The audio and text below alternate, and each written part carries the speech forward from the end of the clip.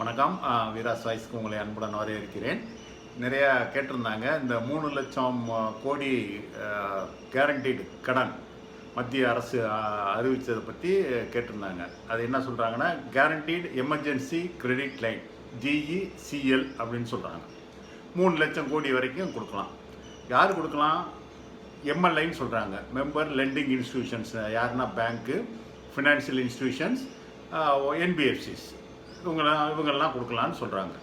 இது கொடுக்குற லோனுக்கு என்ன உத்தரவாதம்னா 100% கேரண்டி வந்து நேஷனல் கிரெடிட் கேரண்டி ட்ரஸ்ட் அப்படின்னு ஒன்று நிறுவி அது வந்து பேங்க் கொடுக்குற லோன் ஏதாச்சும் ஃபெயிலியர் ஆச்சுன்னா அதுக்கு வந்து ஃபுல்லாக ரீஇம்பர்ஸ்மெண்ட் கொடுத்துருவாங்க அப்படின்னு சொல்லி ஒரு திட்டத்தை சொல்லியிருக்காங்க. இது எதுக்கு சொல்லியிருக்காங்கன்னா, வங்கிகள்லாம் கடன் கொடுக்கறதுக்கு கொலாட்டல் செக்யூரிட்டி இருந்தாலுமே வந்து கொடுக்கறதுக்கு ஏன் பயப்படுறாங்கன்னா, டிஃபால்ட் ஆச்சுன்னா அது கொடுத்த அதிகாரிகள் இவங்களை எல்லாத்தையும் கேள்வி கேட்குறாங்க. அதனால் பயம் இருக்கிறதுனால அது வந்து தப்பாக போயிடுச்சு, வராக்கடன் ஆயிடுச்சுன்னா அந்த ஆஃபீஸர்ஸ் மேலே ஆக்ஷன் எடுக்கிறாங்கன்றதுக்காக இந்த கம்ஃபர்ட்டை வந்து சென்ட்ரல் கவர்மெண்ட் கொடுத்துருக்காங்க. என்னென்னா, நீங்கள் லோன் கொடுக்குறீங்க, அதுக்கு ஒரு கேரண்டி இருக்குது, நீங்கள் எதுவுமே கொலாட்டல் எதுவுமே வேணாம், இந்த நாம்ஸ் படி நீங்கள் கொடுத்துருந்தீங்கன்னா இது ஃபெயிலியர் ஆச்சுன்னா என்டையர் அமௌண்ட்டையும் வந்து கவர்மெண்ட் வந்து இந்த கேரண்டி ட்ரஸ்ட் வழியாக கொடுத்துரும் அப்படின்னு சொல்லி உத்தரவாதம் கொடுக்கறதுனால இது என்னன்னா, இது வந்து வங்கியாளர்களுக்கு வந்து ஒரு கம்ஃபர்ட் லெவல் கொடுக்கும். அவங்க இன்னும் நிறைய இந்த லோன்லாம் கொடுப்பாங்க அப்படின்றதுக்கு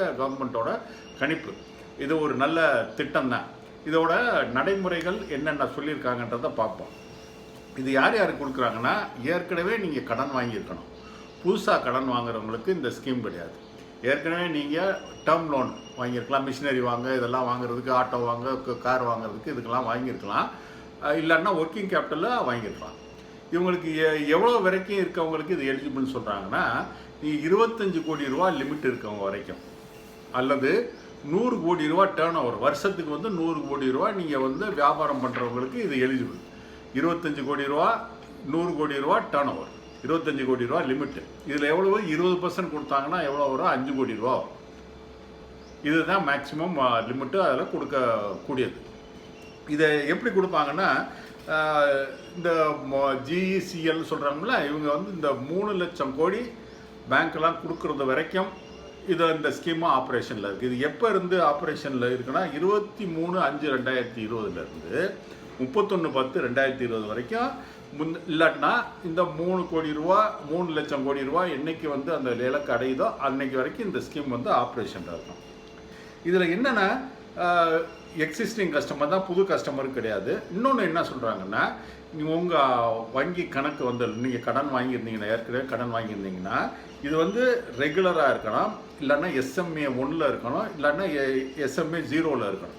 இது 3 கேட்டகரியில் இருக்கிறது தான் கிடைக்கும். நீங்கள் SMA 2க்கு போயிட்டாலோ NPA ஆகிட்டாலோ வந்து இந்த லோன் வாங்குறதுக்கு உங்களுக்கு எலிஜிபிலிட்டி இல்லை. இந்த SMA 1 என்னென்னா உங்களுக்கு தெரியும், இரெகுலராக இருக்கிறது, 2 மாதம் டிஃபால்ட்டாக இருக்குது, 1 மாதம் டிஃபால்ட்டாக இருக்குது. இதுதான் வந்து இர்ரெகுலர்னு பேங்க்கில் வந்து சொல்லுவாங்க. NPAவாக இருந்துச்சுன்னா உங்களுக்கு இந்த இது கிடையாது. 29/2/2020 அன்னைக்கு இந்த கட் ஆஃப் வச்சுருக்காங்க. அன்னைக்கு டேட்டுக்கு உங்கள் அக்கௌண்ட் வந்து ரெகுலராக இருக்கணும், SMA 0 இருக்கணும், இல்லைன்னா SMA 1 இருக்கணும். இது இருந்துச்சுன்னா உங்களுக்கு எலிஜிபிள். இது இன்னொன்று இது என்னென்னா, நீங்கள் GSTயில் வந்து ரிஜிஸ்டர் பண்ணியிருக்கணும். இதில் இன்னொரு கேள்வி கேட்குறாங்க. இப்போ நான் என்னென்னா, இன்னொரு கண்டிஷன் என்னென்னா, நீங்கள் GSTயில் ரெஜிஸ்டர் பண்ணியிருக்கணும். இதில் இன்னொரு கேள்வி கேட்குறாங்க என்னென்னா, இப்போ என்னோடய கம்பெனி வந்து அந்த GST ஆக்ட் படி இந்த டேர்ன் ஓவர் கம்மியாக இருக்கனால நான் GSTயில் ரெஜிஸ்டர் பண்ண தேவையில்லை. அப்போ நான் எனக்கும் அது வருமானா? நீங்கள் உங்களுக்கும் வரும். ஏன்னா ரூல் படி நீங்கள் GSTயில் ரெஜிஸ்டர் பண்ண தேவையில்லைன்னா உங்களுக்கும் இது எலிஜிபிலிட்டி வரும். GST ரெஜிஸ்டர் ஃபார்மாக இருக்கணும், இல்லைன்னா GSTயில் எக்ஸாம் பண்ண ஃபார்மாக இருக்கும். இது ரெண்டு ஒன்று. இன்னொன்று வந்து இந்த முத்ரா லோன் வாங்கியிருக்கேன், இதுக்கெல்லாம் உண்டான்னு கேட்குறாங்க. இதெல்லாம் 29/2/2020க்கு முன்னாடி வாங்கியிருந்தீங்கன்னா இந்த முத்ரா லோன் வாங்க, PMMY சொல்கிறாங்கல்ல, பிரைம் மினிஸ்டர் முத்ரா யோஜனான்னு, அதில் வாங்கியிருந்தீங்கன்னா அதுலேயும் உண்டு. இப்போ ஏற்கனவே இருக்க லோனோட இதை சேர்ப்பாங்களா? இல்லை, இது வந்து தனி லோனாக கொடுப்பாங்க. நீங்கள் வந்து இப்போ 10 லட்ச ரூபா லோன் வாங்கியிருந்தீங்கன்னா அதில் 20%னா எவ்வளோ? 2 லட்ச ரூபா தனி லோனாக தான் கொடுப்பாங்க. இந்த லோனு எப்போங்க திருப்பி கட்டணும்? எப்போ கட்டணும்னா 4 வருஷத்தில் கட்டணும். அதில் 48 மாதம், அதில் 1 வருஷம் வந்து உங்களுக்கு ஹாலிடே பீரியட்னு கொடுக்குறாங்க. ஆனால் அந்த ஹாலிடே பீரியட் டயத்தில் வந்து இன்ட்ரெஸ்ட்டும் போடுவாங்க, மாதம் இன்ட்ரெஸ்ட்டும் போடுவாங்க. அதையும் சேர்த்து நீங்கள் மிச்சம் இருக்க 36 மாதத்தில், ஏன்னா மொத்தம் 48 12 மாதம் இந்த ஹாலிடே பீரியட் போச்சுன்னா மிச்சம் இருக்க 36 மாதமும் நீங்கள் அதை கட்டணும். இதுதான் இந்த ஸ்கீமில் சொல்லியிருக்குது. இன்னொன்று வந்து இப்போ நீங்கள் எதுனா அப்ளிகேஷன்லாம் போய் கொடுக்கணுமா அப்படின்லாம் கேட்குறாங்க. இது வந்து ரொம்ப இன்னோவேட்டிவாக பண்ணி, ஏன்னா பேங்க்கில் வந்து ஏற்கனவே இருக்கிற கடனாளிகளை பற்றி இன்ஃபர்மேஷன் எல்லாமே இருக்குது. அவங்க லேட்டஸ்ட் டேர்ன் ஓவர் எது வேணும்னா அதை கூட மெயில் அனுப்பிச்சிடலாம். இதெல்லாம் வச்சுக்கிட்டு அவங்க ப்ரீ சாங்ஷன் லெட்டரே உங்களுக்கு அனுப்பிச்சிடுவாங்க. நீங்கள் பேங்க்குக்கு போய் அப்ளை பண்ணவே தேவையில்லை. ப்ரீ அப்ரூவ்டு லோன் உங்களுக்கு உங்கள் லிமிட்லேருந்து 20% இல்லைன்னா உங்களுக்கு எவ்வளோ எலிஜிபிள், உங்கள் டேர்ன் ஓவர் கம்மியாக இருந்துச்சுன்னு வச்சுங்க, அப்போ கம்மி நீங்கள் 20% வந்து அப்பர் லிமிட்டு. எல்லாத்துக்கும் 20% கிடைக்கணும்னு அவசியம் கிடையாது. உங்கள் டேர்ன் ஓவர் கம்மியாக இருந்துச்சுன்னா அதுக்கேற்ற மாதிரி அவங்க அட்ஜஸ்ட் பண்ணிவிட்டு கொடுப்பாங்க. உங்களுக்கு ப்ரீ அப்ரூவ்டு லெட்டரே அனுப்பிச்சிடுவாங்க, மெயில் அனுப்பிச்சிடுவாங்க. உங்களுக்கு இந்த லோனை சாங்ஷன் பண்ணியிருக்கா, நீங்கள் பேங்க்குக்கு எதுக்கு போகணும்னா போய் டாக்குமெண்ட்ஸ்லாம் கையெழுத்து போடுறதுக்கு தான் போகணும், இந்த மார்க்கேஜ் கிரியேட் பண்ணுறதுக்கு போகணும். இதில் கம்பெனிஸ்னால் என்ன பண்ணுவாங்கன்னா, கம்பெனினா இந்த பாரிபாஸ் சார்ஜ் வந்து 30 நாளுக்குள்ளே நீங்கள் போய் ரெஜிஸ்டர் பண்ணிக்கணும் அப்படின்ற இது இருக்குது.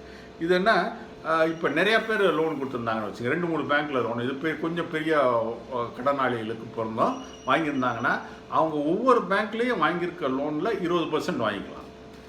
அவங்க எல்லாத்தையுமே வந்து ஒரே பேங்க்கில் நான் வாங்கிக்கிறேன் 20 எல்லா லிமிட்டையும் சேர்த்து. இப்போ ஒவ்வொரு பேங்க்லேயும் 10 லட்ச ரூபா வாங்கியிருக்காங்க, நான் 5 பேங்க்கில் வாங்கியிருக்காங்க 50 லட்ச ரூபா. 50 லட்ச ரூபாய்க்கு பார்த்தீங்கன்னா 10 லட்ச ரூபா வரும். இந்த 10 லட்ச ரூபா வந்து ஒரே பேங்க்கில் வாங்கணும்னு அவங்க நினச்சாங்க. ஒவ்வொரு பேங்க்கில் 2 லட்ச ரூபா வாங்கிக்கலாம். 10 லட்ச ரூபாயும் ஒரே பேங்க்கில் வாங்கணும்னு நினச்சாங்கன்னா அவங்க மிச்சம் இருக்க 4 பேங்க்லேயே வந்து நோ அப்ஜெக்ஷன் சர்டிஃபிகேட் வாங்கிட்டு வரும். இதுதான்.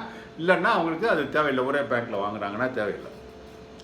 இப்போ இந்த சிஜிடிஎம்எஸ்சியில் கவர் பண்ணவங்களுக்கு தான் இது உண்டானு கிடையாது. அதுக்கு சம்மந்தம் கிடையாது. அது தனி, இது தனி. ஏற்கனவே இருக்கிற லோனும் சிஜிடிஎம்எஸ்சியில் கவர் பண்ணியிருந்தாலும் சரி, பண்ணலைனாலும் சரி, இதுக்கு உண்டு.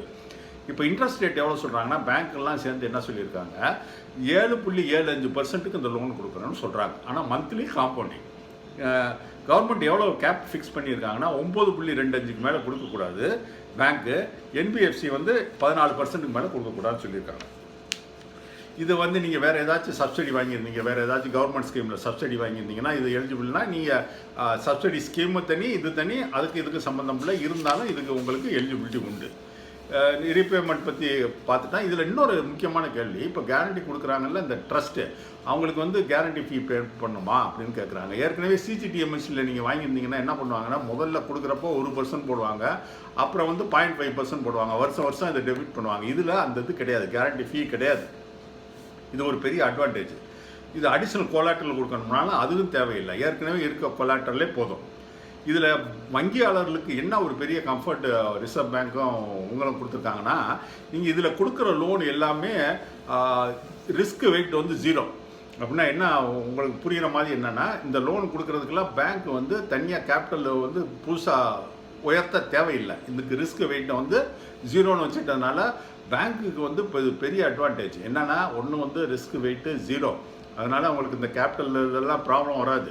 இன்னொன்று வந்து இந்த கேரண்டி இருக்கிறதுனால அவங்களுக்கு இமிடியட்டாக இது எப்படி உடனே கொடுப்பாங்களா அப்படின்னு டிஃபால்ட் ஆனோன்னு கேள்வி கேட்குறாங்க. இது என்னென்னா, டிஃபால்ட் ஆகி நீங்கள் கிளைம் ப்ரிப்பேர் பண்ண 30வது நாளில் 75% கொடுத்துருவாங்க, சப்ஜெக்ட் டு இந்த கிளைம் வந்து எல்லாமே கரெக்டாக இருக்கும். ஏன்னா இதில் வந்து கண்டிஷன்ஸ்லாம் வந்து இந்த ப்ரீ சாங்ஷன்லாம் ரொம்ப தளர்வு பண்ணிட்டாங்க. அதனால் 30 நாளில் 75% கொடுத்துருவாங்க.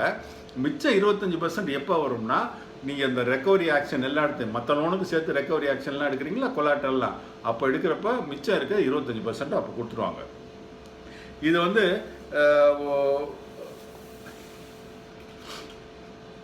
இது 20% எல்லாத்துக்கும் கிடைக்கணும்னு கிடையாது. அதில் வந்து கொஞ்சம் கம்மியானது உங்களுக்கு என்ன எலிஜிபிலிட்டி இருக்கோ அதை வச்சு தான் கிடைக்கும். இது புதுசாக வர பாரோயர்ஸுக்கு இந்த லோனு கிடையாது. இது வந்து ஒரு ரொம்ப நல்ல திட்டம். என்னென்னா, இதில் இந்த ப்ரீ அப்ரூவ்டு லோன் சொல்கிறாங்க பாருங்கள், உங்களுக்கு வந்து ஒரு மெயில் வரும், எப்படின்னா இல்லைன்னா எஸ்எம்எஸ் வரும், உங்களுக்கு இருக்கிற லிமிட்டில் 20% நீங்கள் இவ்வளோ எலிஜிபிள், பேங்க்குக்கு வந்து நீங்கள் டாக்குமெண்ட்டில் கையெழுத்து போட்டு நீங்கள் வந்து இதை வாங்கிக்கலாம் அப்படின்னு வந்து உங்களுக்கு கடிதம் வரும். இது வந்து எனக்கு தெரிஞ்ச வரைக்கும் இந்தியன் பேங்கிங் சிஸ்டத்தில் இதுதான் ஃபஸ்ட்டு டைம் இந்த மாதிரி ஒரு ஸ்டெப் எடுக்கிறாங்க. இது ஒரு நல்ல ஸ்டெப்பு. நீங்கள் ஏன்னா 25 கோடி ரூபா வாங்கியிருக்கவங்களுக்கு 5 கோடி ரூபா வந்து 7.25% கிடைக்குது, அது இப்போ கட்ட வேணாம், இன்னும் 4 வருஷத்தில் கட்டலாம்னா இது ஒரு நல்லது. நீங்கள் பெரிய அளவில் மாத்திரம் நினைக்காதீங்க. நீங்கள் சாதாரண ஒரு கடை வச்சுருக்கீங்க, கடைக்கு வந்து ஒரு 5 லட்ச ரூபா வாங்கியிருக்கீங்க. இப்போ உங்களுக்கு இந்த இது எல்லாம் லாக்டவுன் ஆனதுனால கஷ்டமாக இருக்குது. அதில் 20%னா எவ்வளோ?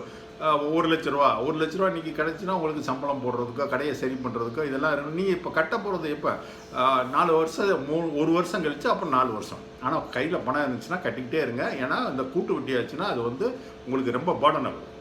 இது வந்து ஒரு நல்ல திட்டம். இது எல்லாத்துக்கும் ஷேர் பண்ணுங்கள். இதை பற்றி எதுவும் உங்களுக்கு சந்தேகங்கள் இருந்தால் அந்த கிரெடிட் கேரண்டினா என்ன, இது எப்படி பேங்க்குலேருந்து லெட்ரு வருமா, இதெல்லாம் எதிர்பார்க்கணும். பேங்க்லேருந்து உங்களுக்கு லெட்ரு வரும். இந்த லோனு சேங்ஷன் நீங்கள் ஏற்கனவே கடன் வாங்கி எம்எஸ்எம்இயில் இருந்தீங்க, பிஎம்எஒயில் இருந்தீங்கன்னா உங்களுக்கு வேணான்னா தான் நீங்கள் வந்து எனக்கு இந்த லோனு வேணான்னு சொல்லணும்.